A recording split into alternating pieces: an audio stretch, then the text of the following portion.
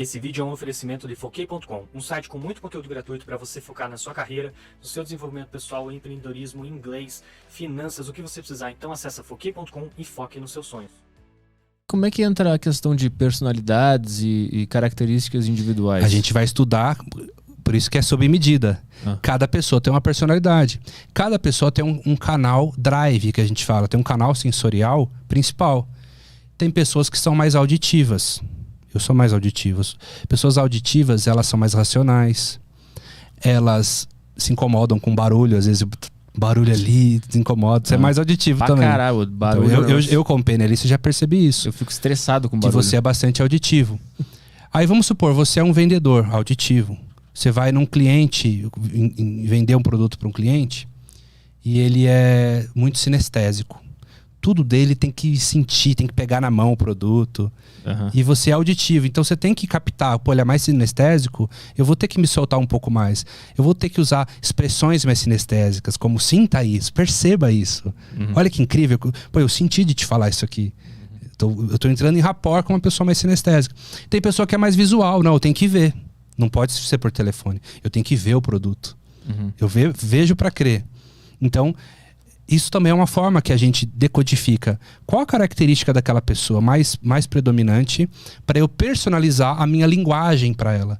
Porque a PNL é comunicação. Então, seja na venda, seja na terapia, eu vou buscar ter uma comunicação mais próxima. Outra característica. Tem pessoas que são mosaicas, tem pessoas que são lineares. O que é isso?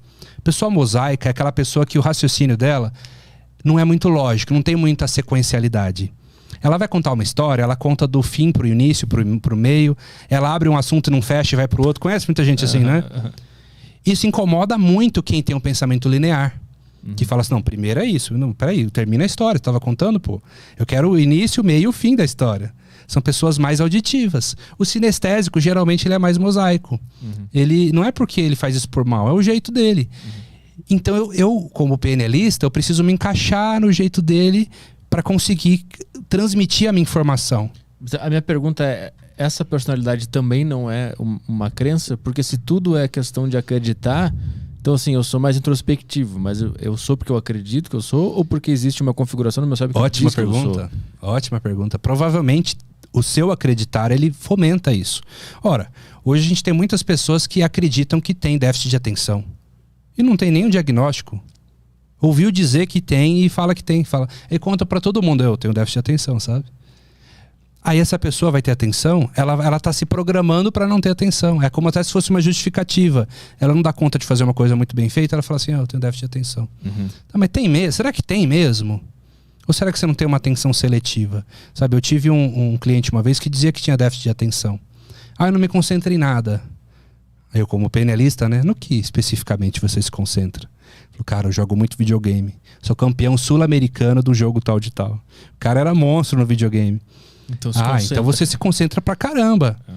Mas você não se concentra para aquelas outras coisas. Por exemplo, ele achava a aula de matemática um tédio. Eu, quando criança, também achava. Né? Parecia que eu tinha déficit de atenção. Nos esportes eu ia muito bem, na geografia eu ia muito bem. Então, será que não é uma atenção seletiva?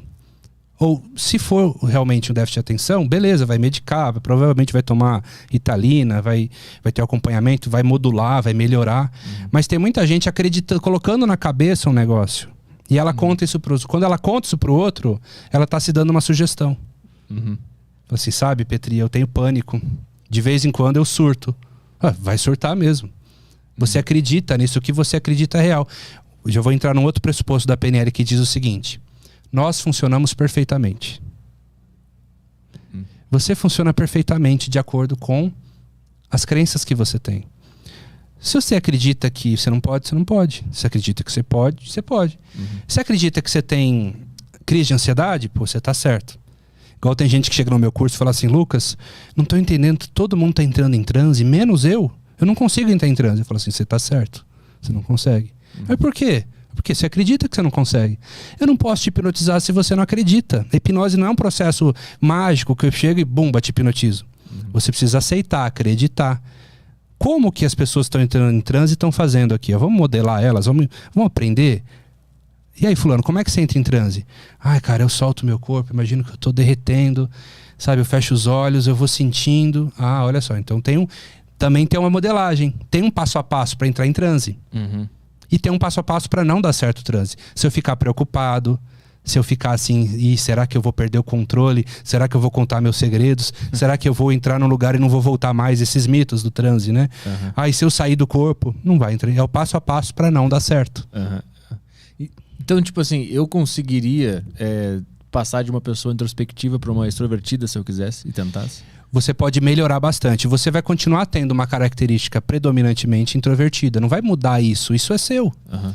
Mas eventualmente você pode, em algumas situações, ser mais extrovertido. Eu, Lucas, naturalmente, eu sou mais introvertido.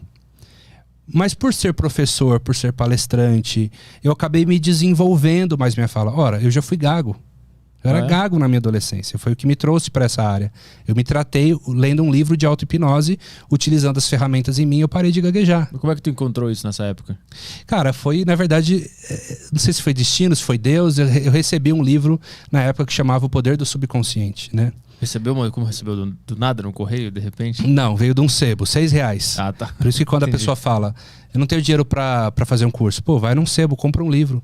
Um livro de R$6 mudou minha vida, mudou minha adolescência. Uhum. Certo? Então, eu comecei a aplicar aquelas ferramentas naquela época, que era uma linguagem muito simples, né? Era 1963 o livro. Uhum.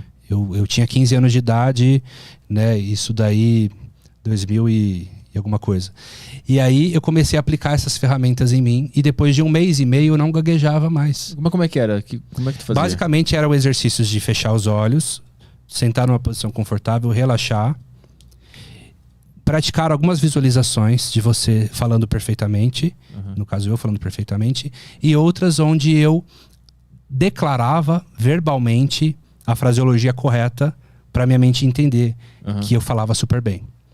Eu me comunicava bem. Então eu comecei a reproduzir isso, né? A cada dia me permito me comunicar melhor, por exemplo. Mas isso tu falava na mente ou tu falava verbalmente? E saía bem sim, já? Sim. Eu comigo mesmo não gaguejava. Eu quando cantava não gaguejava. Entendi. Eu gaguejava quando eu falava com uma figura de autoridade. Entendi. Que era um gatilho. Você pode ver que o gago, ele imita alguém e não gagueja. Ele gagueja com algumas pessoas específicas. A gagueira é o sintoma, é um nervosismo que dá uma trava. E nessa época tu descobriu por que tu desenvolveu isso? Sim, eu tenho algumas questões da infância que eu na verdade eu nem precisei ir. Mas mudando esse mindset, mudando a crença, porque você nunca vai ver, Petri, um gago confiante. Você conhece um gago com super autoestima? Não tem, não é? Não. Então, se você constrói essa autoestima do gago, ele não é gago, ele está gago. Você ajuda ele a construir um estado de confiança. Pô, você pode falar, seu aparelho fonoaudiológico é perfeito. Você consegue, né? E tirar a crença de que ele não consegue, e a gente tem técnica para isso, ele muda a crença dele, ele muda o comportamento. Então, eu comecei a falar super bem, me tornei orador da turma. Depois fui fazer faculdade de administração, fiz psicanálise, fiz neurociência. E sempre fui como um comunicador, me tornei um professor. Né? E assim, eu me apaixonei tanto por isso que eu falei, caramba, se eu conseguir com o conhecimento que eu tinha, imagina se eu aprender tecnicamente isso. Várias formas, várias técnicas diferentes, foi o que eu fui buscar. Então, fui buscar vários tipos de conteúdo, estudei com os melhores da área desde jovem e me tornei um treinador dessa área.